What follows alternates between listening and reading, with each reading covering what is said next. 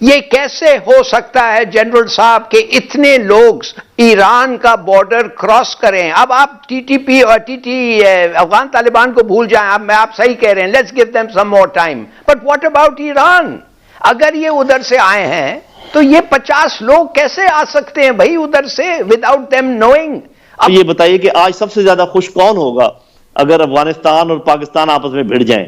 Number 1 America, number 2 India, और Iran और पाकिस्तान भिड़ जाएं अमेरिका। एपीएस वाला वाकया याद होगा जब उसके बाद पूरी कौम इकट्ठी हुई और दहशतगर्दों को पूरी तरह से उनका कला कमा करने के लिए कोशिशें हुई, आपको फिर नजर आया कि इस किस्म का attack which is so bad for the image हमारी फौज का, विच इज सो बैड कि सीपैक के लिए इन द सेंस के लोगों को कॉन्फिडेंस होनी चाहिए सीपैक के लिए। हम ये भी नहीं सोचते कि यहाँ पर उनके स्लीपर सेल हो सकते हैं।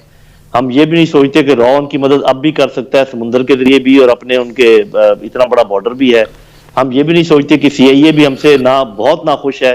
उन्होंने जितनी उनकी, आपको पता है कि ये हेयरिंग्स हुई हैं, वहां पर क्या उन्होंने कहा, जब भी उनसे कहा गया पाकिस्तान के बारे में, उन्होंने कहा जी वो हम आपको इन कैमरा बताएंगे। नमस्कार दोस्तों, स्वागत है आप लोग का हिंदुस्तानी स्पेशल के एक और नए वीडियो में। दोस्तों, पाकिस्तान के लिए एक बड़ा सिरदर्द ये हो गया है कि जो ईरान है उसके ओर से जो आतंकवादी हैं वो आ रहे हैं। दोस्तों, आपको पता होगा कि जब 10 सैनिकों को जो BLA के लोगों ने मारा, उसके बाद वो ईरान के रास्ते वो ईरान चले गए और वो ईरान के रास्ते से ही आए हुए थे। तो दोस्तों, कहीं ना कहीं अब पाकिस्तान के लिए एक बहुत बुरी खबर है कि इंडिया, जो कि पाकिस्तान हमेशा ये एलिगेशन लगाता है कि भारत और जो अमेरिका है वो इनको सपोर्ट करता है, लेकिन अब इसमें ईरान भी सामने आ चुका है। और दोस्तों, इस खबर के आते ही कहीं ना कहीं अब पाकिस्तानी मीडिया में हलचल मच गई है और पाकिस्तानी आर्मी जो है अब वो ये समझ नहीं पा रही है कि वो करे तो करेगा, क्योंकि एक तरफ तो जो अफगानिस्तान तालिबान है वो एक तरफ से ठोक रहे हैं, दूसरी तरफ से BLA मार रही है, और तीसरी तरफ से बात ये है कि कौन सपोर्ट कर रहा है ये भी पता नहीं चल रहा है। और इसीलिए जो हिलाली है उसका भी गुस्सा फूटा, क्योंकि हिलाली को ये पता नहीं चल रहा है कि आखिरकार जो ईरान है वो इनको सपोर्ट क्यों कर रहा है, क्योंकि ये जो लोग आए हुए थे ये ईरान के रास्ते ही आए थे और उसके बाद वो ईरान ही चले गए। तो दोस्तों, आइए वीडियो में आगे की ओर बढ़ते हैं और देखते हैं कि आखिरकार पाकिस्तानी मीडिया और इस सब मामलों पे क्या कहती है। तो चलिए वीडियो में आगे की ओर बढ़ते हैं। और में भी अफसोसनाक वाकया पेश आया जिसकी जिम्मेदारी TTP ने कबूल की, जबकि उसके बाद फिर हमने देखा कि सुई में भी वाकया पेश आया, केच में बड़ा अफसोसनाक वाकया पेश आया जहां पर 10 एहलकार शहीद हुए। तो ये सूरत हाल जानी नुकसान की तरफ गई। पाकिस्तान के मुख्तलिफ इलाकों में जहां ये सूरत हाल है, वहीं पर सिक्योरिटी फोर्सेज ने और हसास इदारों ने बहुत सी कामयाब कार्रवाइयों में बहुत से दहशतगर्दों को पकड़ा भी है। लेकिन क्या इन सारी चीज़ों से ये अंदाज़ा लगाया जाए कि अब खुदा न खास्ता हम किसी नई दहशतगर्दी की लहर का सामना करने जा रहे हैं और ये स्लीपर सेल्स या यहाँ पर जो उनके सहूलतकार थे वो फिर से कहीं एक्टिवेट तो नहीं हो गए हैं? देखें, ये बात तो हम जिक्र करते हैं कि जी सीज फायर खत्म हो गया और वहां पर अफगान हुकूमत एक दूसरी आ गई, लेकिन दो और बड़ी बातें उनका जिक्र हम नहीं करते कि कितनी खिफ़त उठानी पड़ी हिंदुस्तान को अफगानिस्तान के जाने पे, और जो अमेरिका अफगानिस्तान से गया वो उंगलियां किसकी तरफ उठा रहा है। तो ये सवाल जब आप करते हैं कि जी क्या हम अफगान तालिबान को कुछ नहीं कह सकते, सवाल 3 होने चाहिए कि क्या हिंदुस्तान को हम कुछ नहीं कह सकते, क्या हम अमेरिका को कुछ नहीं कह सकते। इतना डरने और खौफ में आने की जरूरत नहीं है। जो फैक्टर्स हैं वो क्लियरली बता रहे हैं कि कौन कौन हमसे नाराज है, और इतना टाइम तो लगता है आपको रिएक्शन माउंट करने में जितना अभी ये लगा है। तो अगर आपकी ISI जो है उसका मुकाबला CIA से भी है, उसका मुकाबला रॉ से भी है, उसका मुकाबला कुछ और मुल्कों की इंटेलिजेंस एजेंसी से भी है, तो वो जैसे कहते हैं ना कि हमारी उंगली हमेशा कमजोरों की तरफ उठती है। वो पंजाबी की एक कहावत है कि जो बंदा तगड़ा हो उसको देखकर मुझे तरस आता है, और जो बंदा कमजोर हो उसको देख के मुझे बहुत गुस्सा आता है।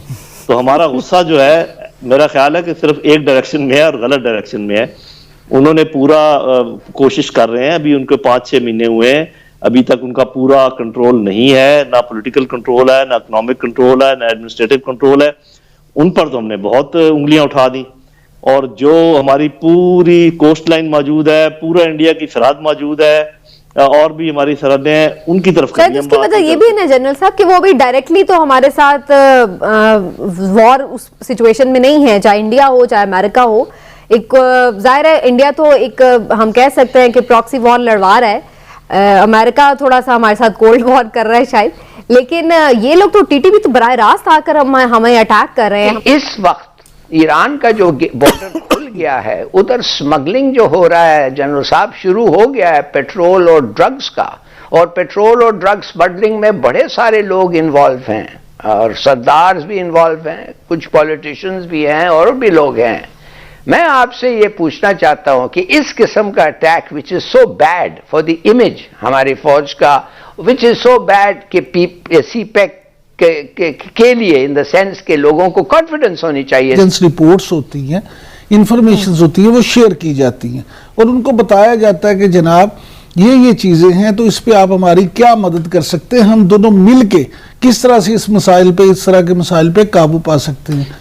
जनरल साहब ने बिल्कुल ठीक कहा कि तालिबान का अभी उस तरह से कंट्रोल नहीं है, ना अभी उनके पास उस तरह के वसाइल हैं कि हम एकदम से उन्हें अपना मुजरिम करार दे दें। वहां अभी भी बहुत सारी कुव्वतें ऐसी हैं जो वहां पे अमन नहीं चाहते, जो वहां पे लोगों को सपोर्ट कर रहे हैं। और खास तौर पे यहाँ पाकिस्तान में अगर स्लीपर सेल्स हैं किसी लोगों के, तो आप देखें, मैं south Asia terrorism portal report का अगर जिक्र करूं, 2013 में पाकिस्तान में तकरीबन 4000 दहशतगर्दी के वाकयात हुए थे। 2017 से उसमें कमी आ गई और 2020 में वो सिर्फ 319 वाकयात हुए। कहाँ 4000, कहाँ 319। तो हमारी एजेंसीज ने, हमारी सिक्योरिटी फोर्सेस ने, हमारे कानून नाफिज करने वाले इदारों ने एग्रेसिवली इस पे काम किया, जिसका नतीजा ये निकला। ऐसी जो भी लड़ाई हो, आप एक बात को समझ लें, उसको आप डिफेंसिव होके खत्म कभी भी नहीं कर सकते। आपको एपीएस वाला वाकया याद होगा, जब उसके बाद पूरी कौम इकट्ठी हुई और दहशतगर्दों को पूरी तरह से उनका कला कमा करने के लिए कोशिशें हुई, आपको फिर रिजल्ट भी नजर अब ये देखें कि Pakistan institute for piece studies, इन्होंने जो स्टडीज की है कि 2020 के मुकाबले में 2021 में एक दफा फिर दहशतगर्दी के जो वाकयात हैं उनमें 42% इजाफा हो गया।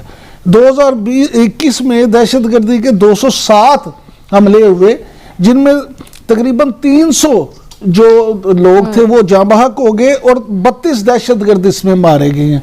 लेकिन इसमें सिक्योरिटी फोर्सेस के 177 लोग और 126 आम शहरी। अब मैं कहता हूँ इन इदादो शुमार को अगर आप देखें तो आपको पता चल जाएगा कि हमने क्लियर हो जाती है, कितनी कुर्बानियां दी हैं। बिल्कुल मैं आप सही कह रहे हैं, let's give them some more time. But what about Iran? अगर ये उधर से आए हैं तो ये 50 लोग कैसे आ सकते हैं भाई उधर से विदाउट देम नोइंग? अब उनको तो आपने वक्त नहीं देना है, उनका तो कंट्रोल उस एरिया में तो है। आपने बताया ना कि वहां पर चूंकि सरहद थोड़ी सी रिलैक्स की है तो बहुत ज्यादा स्मगलिंग भी हो रही है, तो उसी गांव में और लोग भी आ सकते हैं। लेकिन एक बात जो कि नाजरीन भी अच्छी तरह समझ जाएंगे, कोई इतनी बड़ी साइंस नहीं है और आप तो लाली साहब अच्छी तरह समझते ही हैं। जब हम फॉल्स फ्लैग ऑपरेशंस की बात करते हैं तो इसमें जो मुल्क बहुत आगे हैं उनमें ये बड़े बड़े मुल्क शामिल हैं, अमेरिका है, रूस है, इंडिया है। वो क्या करते हैं? वो करते ये हैं कि वो ट्रेल कहीं और की दिखाते हैं आपको कि ये देखिए ये हमला ईरान की तरफ से हुआ है, ताकि ईरान और पाकिस्तान के ताल्लुकात भी खराब हो, अफगानिस्तान और पाकिस्तान। आप मुझे बताइए कि आज सबसे ज्यादा खुश कौन होगा अगर अफगानिस्तान और पाकिस्तान आपस में भिड़ जाएं? नंबर 1 अमेरिका, नंबर 2 इंडिया, और ईरान और पाकिस्तान भिड़ जाएं अमेरिका।